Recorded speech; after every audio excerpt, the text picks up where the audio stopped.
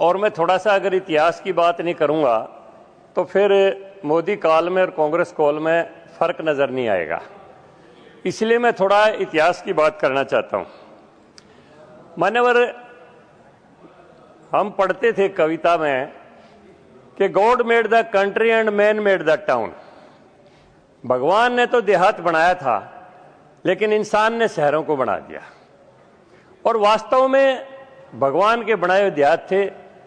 मैं कॉलेज में पढ़ता था, रोहतक में मच्छर खाते थे, लेकिन गांव में जाते तो छत के ऊपर चारपाई डाल के सो जाते, कोई मच्छर थे ही नहीं। और मैं मान्यवर एक पीछे की बात करना चाहता हूं। अंग्रेजों के काल में ठीक है शोषण हुआ, बंगाल में इतना बड़ा अकाल पड़ा और उन्होंने उस समय लाखों टन चावल हिंदुस्तान से बाहर भेज दिया, एक्सपोर्ट कर दिया। वो विदेशी लोग थे, शोषण करते थे, तो उनसे ज्यादा गिला शिकवा भी नहीं किया जा सकता। लेकिन मान्यवर, हमारे समाज की एक खासियत रही कि उन्होंने समाज में एक अपनी स्वायत्त अर्थव्यवस्था निर्माण कर ली, जिसको इकोनॉमिक्स की भाषा में समाज द्वारा शासित स्वायत्त अर्थव्यवस्था बोलते हैं। गांव के किसान के खलिहान से अनाज निकला, ये मेरे लोहार का हिस्सा है, ये मेरे बढ़ई का हिस्सा है, ये मेरा नाई का हिस्सा है, ये मेरे चरमकार का हिस्सा है। वहीं से बंटवारा हो जाता और कोई भूखा नहीं सोता था, क्योंकि अपनी एक व्यवस्था गांव के लोगों ने खड़ी कर ली, क्योंकि भगवान के बनाए हुए गांव थे। लेकिन आजादी के बाद वो व्यवस्था टूट गई। मैं बाबा साहब भीमराव अंबेडकर को पढ़ रहा था, उन्होंने लिखा है कि महाराष्ट्र में 3 अकाल इकट्ठे पड़े, सब लोगों का अनाज खत्म हो गया, लेकिन बढ़ई और लोहारों से अनाज उधारा लेके लोगों ने खाया। उनके घर में फिर भी अनाज मिला, क्योंकि उनको सालाना हिस्सेदारी मिलती थी, काम के बदले अनाज मिलता था। उस समाज द्वारा शासित स्वायत्त अर्थव्यवस्था थी। लेकिन मान्यवर, मैं हरियाणा का रहने वाला हूं और मेरे एक पूर्व मंत्री हरियाणा में भी रहे, राज मोदा मंत्री केंद्र में है, मेरे मित्र यहां पर बैठे हैं लोकसभा से। हरियाणा में किस तरह से किसान का शोषण किया गया वो सारे देश में हुआ, लेकिन उदाहरण 1-2 हरियाणा का दूंगा। एक सरकारी दामाद थे, उन्होंने एक स्काईलाइट हॉस्पिटैलिटी के नाम से 90 लाख की पूंजी से एक कंपनी बनाई। देख सदन, जरा ध्यान से सुन ले। 90 लाख की पूंजी से स्काईलाइट हॉस्पिटैलिटी एक कंपनी बनाई। सर, मैं किसान की बात कर रहा हूं और मैंने किसी का नाम नहीं लिया, अभी नाम नहीं लिया, मैंने किसी का नाम मेंशन नहीं किया। मैं किसान की बात कर रहा हूं, किसान की। और देखिए, व्यक्तिगत नहीं। उस कंपनी ने 90 लाख की पूंजी से जो कंपनी बनी, 7.5 करोड़ की जमीन खरीद ली। और 7.5 करोड़ की जमीन कैसे खरीदी जब थे 90 लाख उसके पास? तो 7.5 करोड़ कहां से आए? जिस कंपनी को जमीन बेचनी थी, लेके उससे एडवांस पैसा ले लिया। यानी 7.5 करोड़ रुपया एडवांस उस कंपनी से लिया जिसको जमीन बेचनी थी। और फिर 1 मिनट, पूरा हाउस सुने इस बात को। उस जमीन की CLU हुई और वही जमीन फिर उस कंपनी को कितने रुपए में बेच दी? 58 करोड़ रुपए में। यानी 90 लाख की पूंजी की कंपनी 1 महीने के अंदर 58 करोड़ की कंपनी हो गई। ये देहात के किसान के साथ ये किया गया है। गुड़गांव के पास के गांव की 1400 एकड़ जमीन किसानों को नोटिस दे दिए, सेक्शन 4 के, सेक्शन 6 के। मैं किसान की बात कर रहा हूं, मैं देहात की बात कर रहा हूं। रमेश जी, इतना दुखी क्यों होते हैं? नाम लेंगे तो इतना दुखी क्यों होते हैं आप? कोई भी बात ऐसी किसान को नोटिस दे दिए, अगर तथ्य है 20 लाख रुपए के एकड़ के हिसाब से किसान को नोटिस दे दिए और किसानों के पास फिर बिल्डर भेज दिए। अब बिल्डर ने किसानों से कहा कि सरकार आपकी जमीन 20 लाख रुपए में ले रही है, हम 40 लाख दे देंगे। अब किसानों ने डरते हुए वो जमीन 40 लाख में बेच दी। लेकिन जैसे ही जमीन बिल्डर के पास आई, उस जमीन के सेक्शन 4 भी खत्म, सेक्शन 6 भी खत्म और जमीन के CLU उनको देके और वही जमीन 4 करोड़ रुपए एकड़ में बेच दी गई। ये किसानों का भला हरियाणा प्रदेश में किया गया। ये मैं देहात की बात कर रहा हूं। नहीं, देखिए, कुछ भी असंगति होगा, मैंने किसी का नाम नहीं लिया। अगर किसी की दाढ़ी में तिनका हो तो मैं कुछ कह नहीं सकता हूं। अभी आएगा तो सब मिल चलिए मान्यवर, मैं बात करता हूं। पे। अब देहात की बात आती है, मैं हैरान होता हूं। 2014 से पहले हम कभी सड़क के किनारे चलते, नहर के किनारे चलते, हमारे गांव की सैकड़ों गरीब महिलाएं हमें झाड़ियों में से सूखी लकड़ी तोड़ती हुई दिखाई देती थी। खाना पकाने के लिए तोड़नी पड़ती। मैं पूछता हूं, आज उज्ज्वला योजना के तहत उनको सिलेंडर दे दिए गए, कोई भी हमारी महिला किसी झाड़ी में लकड़ी तोड़ती हुई दिखाई नहीं देती। उस समय उन कांटों के कारण उनके हाथों से रिश्ता हुआ खून इनको नजर नहीं आया। ये बात करते हैं देहात की विकास की। अभी मेरे से पहले जो वक्ता बोल रहे थे, ओपन डिफेक्शन की बात कर रहे थे। अरे हमारी माताओं को, हमारी बहनों को एक नेचुरल जो बात है उसके लिए अंधेरा होने का इंतजार करना पड़ता था। कहीं शौचालय नहीं था, कोई घर नहीं था। और मान्यवर, मैं गांव का रहने वाला हूं।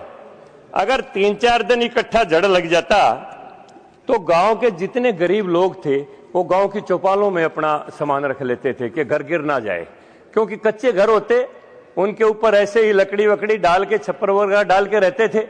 ये नरेंद्र मोदी जी का और कांग्रेस का डिफरेंस तो तभी नजर आएगा ना, जब भी तो पता चलेगा कि पहले क्या था, अब क्या हुआ। अगर पिछली बात हम बताएंगे नहीं तो आज के वातावरण में और पिछले वातावरण में अंतर क्या आया इसका पता नहीं चलेगा। आज कोई गरीब जब भी बरसात आती है, कोई अपना सामान उठा के किसी चौपाल में नहीं जाता, क्योंकि पक्के घर सरकार ने उनको दे दिए। उनके घरों के ऊपर सोलर लाइट के पैनल लगा दिए गए हैं, सूर्य घर योजना बना दिए गए हैं। उनके घरों के अंदर नल से जल पहुंचा दिया गया है। उनके घरों के अंदर उज्ज्वला योजना के तहत सिलेंडर पहुंचा दिए गए हैं। ग्रामीण विकास इसी को बोलते हैं मान्यवर।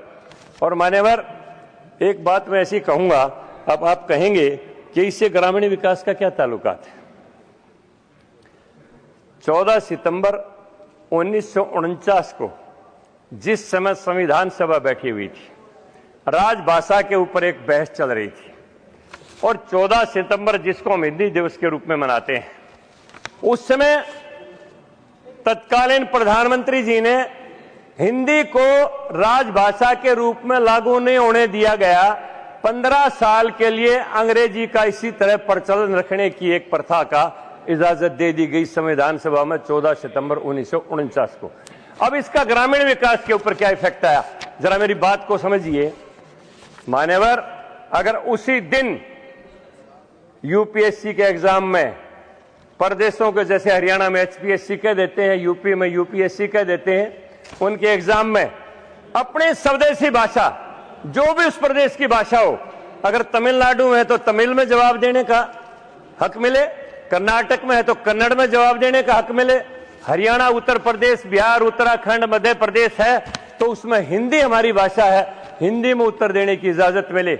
अगर यूपी के एससी के एग्जाम में अंग्रेजी की अनिवार्यता खत्म हो जाती और उसी दिन जिस दिन देश आजाद हुआ था हिंदी इस देश में लागू हो जाती, तो कितने देहातों के लाखों नौजवान हमारे आज आईपीएस और आईएएस बन जाते, क्योंकि भाषा उनके सामने बाधा नहीं रहती। भाषा उनके सामने से बाधा के रूप में खड़ी रही। कैलिबर की क्वालिटी की कमी नहीं थी, लेकिन भाषा की बाध्यता थी, क्योंकि अंग्रेजी के अंदर वो परफेक्ट नहीं थे। और उसका एक सबसे बड़ा कारण क्या हुआ, जब लोगों ने देखा कि इस भाषा के कारण, अंग्रेजी के कारण ही बच्चे हमारे अफसर बनेंगे, तो लोगों ने मिशनरी स्कूल में बच्चों को डालना शुरू कर दिया।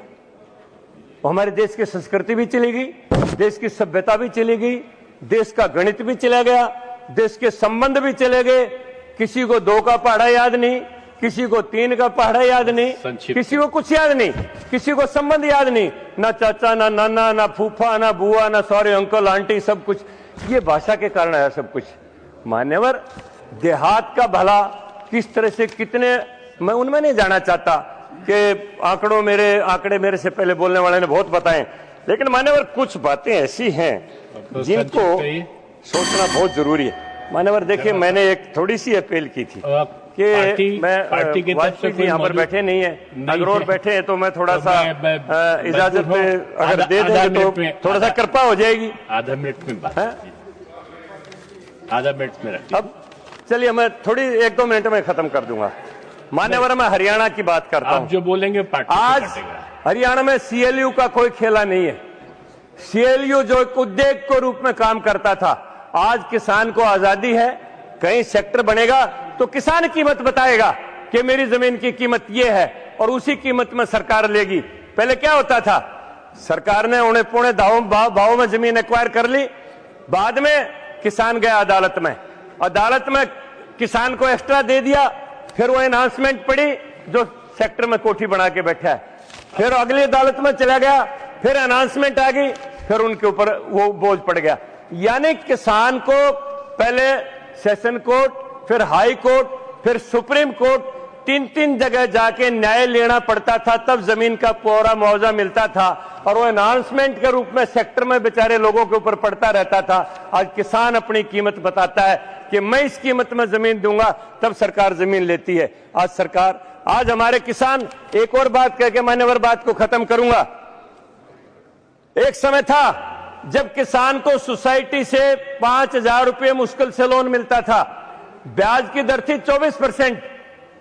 जब माननीय राजनाथ जी पहली बार कृषि मंत्री बने, माननीय अटल बिहारी वाजपेयी जी देश के प्रधानमंत्री बने, उस कृषि ऋण को घटा के ब्याज की दर को 7% किया गया और आज 4% इंसेंटिव देती है, बोनस देती है सरकार, केवल मात्र 3% पर ब्याज मिलता है। मान्यवर, मैंने वो दिन देखे हैं, अगर किसी की 500 रुपए की किसान की किस्त टूट जाती, तहसील के हालात में बंद कर दिया जाता, कोई अपील नहीं, 42 दिन तक कोई दलील नहीं। और घर वाले जब उसकी किस्त दे के उसको छुड़वा के लाते तो कहते 15 दिन रोटी और खिला रखी उनके और इतने पैसे दे जाओ। गांव में गाड़ियां नहीं थी, कोई सगाई करने वाला भी गाड़ियों में ले जाता ना जीप गांव में, तो किसान छिप जाते ईखों में कि तुझे को उठाने वाले ना आ रहे हो कभी, तो क्योंकि उसकी किस्त टूट रही होती थी। ये हालात थे। आज मेरे हरियाणा का किसान 15 लाख का, 20 लाख का ट्रैक्टर जाके डिस्काउंट के ऊपर खरीदता है, कोई लोन नहीं लेता है। आज हमारे देहात की हालत है, हर गांव में सड़क है, हर गांव में बिजली है, हर गांव में पानी है और नरेंद्र मोदी जी का शासन है, सबका साथ, सबका विकास, सबका सम्मान, सबका विश्वास और सबके प्रयास के साथ ये देश चल रहा है। आपका बहुत बहुत धन्यवाद। बहुत धन्यवाद माननीय जांगड़ा साहब। आपका ये जो आपका समय है वो जो सांसद के रूप में वो पूरा हो चुका है, इसलिए पार्टी ने आपको अलग से समय भी दिया है।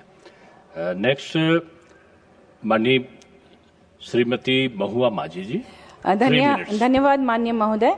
मैं ग्रामीण विकास मंत्रालय के कार्यकलाप पर चर्चा में भाग लेते हुए विशेष रूप से झारखंड जैसे आदिवासी और ग्रामीण बहुल राज्यों की वास्तविक परिस्थितियों की ओर सरकार का ध्यान आकर्षित करना चाहती हूं। झारखंड में आज भी बड़ी आबादी पठारी गांवों में रहती है और दुर्गम पठारी ढलानों पर बने खेतों में सिर्फ बारिश के दिनों में ही खेती हो पाती है। वहां रहने वाले लोगों की आजीविका का मुख्य आधार कृषि, वनोपज और मनरेगा है, लेकिन जमीनी हकीकत यह है कि मनरेगा अपने मूल उद्देश्य से लगातार कमजोर होता जा रहा है।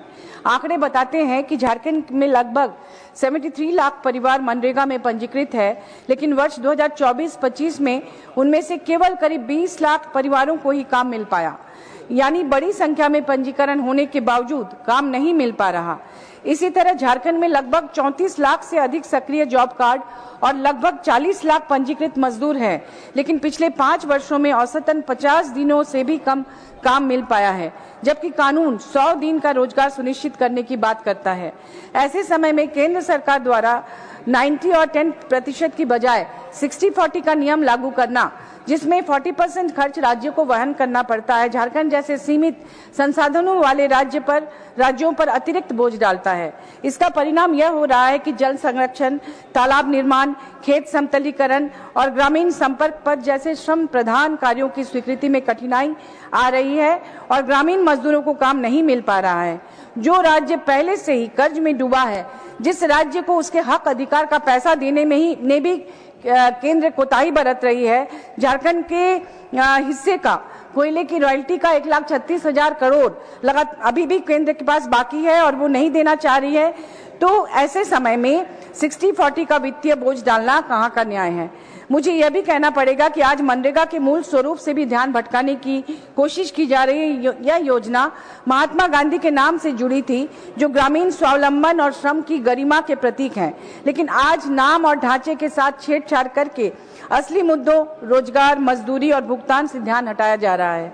जहां तक आवास का सवाल है, प्रधानमंत्री आवास ग्रामीण योजना के तहत झारखंड में लाखों परिवार अभी भी प्रतीक्षा सूची में हैं और पात्र परिवारों को समय पर आवास नहीं मिल पा रहा है। इसके पहले 8 लाख आवास पेंडिंग था, बार बार चुनाव के पहले भी माननीय मुख्यमंत्री जी ने कहा था।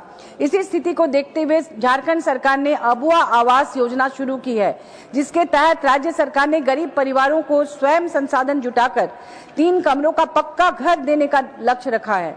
इसी तरह मुख्यमंत्री हेमंत सोरेन जी के नेतृत्व में राज्य सरकार ने सर्वजन पेंशन योजना, green ration card, Savitribai Phule किशोरी समृद्धि योजना, स्वयं सहायता समूह के माध्यम से ग्रामीण आजीविका जैसी कई पहल शुरू की है, जिनका उद्देश्य पलायन और ट्रैफिकिंग को रोकना और गांव को रोजगार बढ़ाना है। बस आधा सेकंड। लेकिन जब तक केंद्र सरकार राज्यों के साथ सहयोग की भावना से काम नहीं करेगी, तब तक ग्रामीण विकास की योजनाएं अपने उद्देश्य तक नहीं पहुंच पाएंगी। दुर्भाग्य से कई बार यह महसूस होता है कि जिन राज्यों में केंद्र की पार्टी की सरकार नहीं है, वहां योजनाओं के क्रियान्वयन में अपेक्षित सहयोग नहीं मिलता। अंत में मैं केंद्र सरकार से आग्रह करना चाहूंगी कि मनरेगा को कमजोर करने के बजाय मजबूत किया जाए, 60-40 जैसे नियमों पर पुनर्विचार किया जाए, प्रधानमंत्री आवास योजना में लंबित आवासों को शीघ्र स्वीकृति दी जाए और झारखंड जैसे आदिवासी बहुल राज्यों के लिए विशेष नीति बनाई जाए। यदि हम वास्तव में गांव को मजबूत बनाना चाहते हैं, तो हमें राजनीति से ऊपर उठकर राज्यों के साथ विश्वास और सहयोग के आधार पर काम करना होगा। बहुत धन्यवाद आपका। माननीय उपसभापति महोदय, आपने मुझे ग्रामीण विकास के ऊपर जो अनुदान मांगों के लिए चर्चा है उसके विषय में बोलने का अवसर उपलब्ध करवाया है। हम सब लोग जानते हैं कि भारत दुनिया की सबसे पुरानी सभ्यता है और हमारा जो देश है वो ग्रामीण आबादी की बहुलता वाला देश है। और हमारे चाहे आज़ादी की लड़ाई से पहले बड़े नेताओं की बात करें, जिसमें महात्मा गांधी जी की बात करें तो महात्मा गांधी जी भी गांव की तरक्की की बात करते थे, गांव के गरीब की तरक्की की बात करते थे।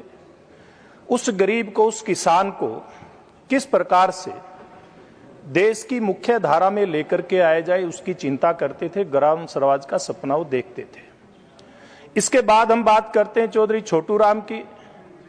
उन्होंने भी देश के किसान के लिए भाखड़ा जैसे बड़े प्रोजेक्ट धरातल पर लेकर के आके पंजाब, हरियाणा, राजस्थान के बड़े हिस्से में सिंचाई की व्यवस्था करने का काम किया ताकि ग्रामीण जीवन के अंदर तरक्की आए, खुशहाली आए। हम बाद के प्रधानमंत्री चौधरी चरण सिंह की बात करते हैं तो चौधरी चरण सिंह एक बात कहते थे कि भारत की तरक्की का रास्ता गांव, किसान और किसान के खलिहान से होकर के गुजरता है।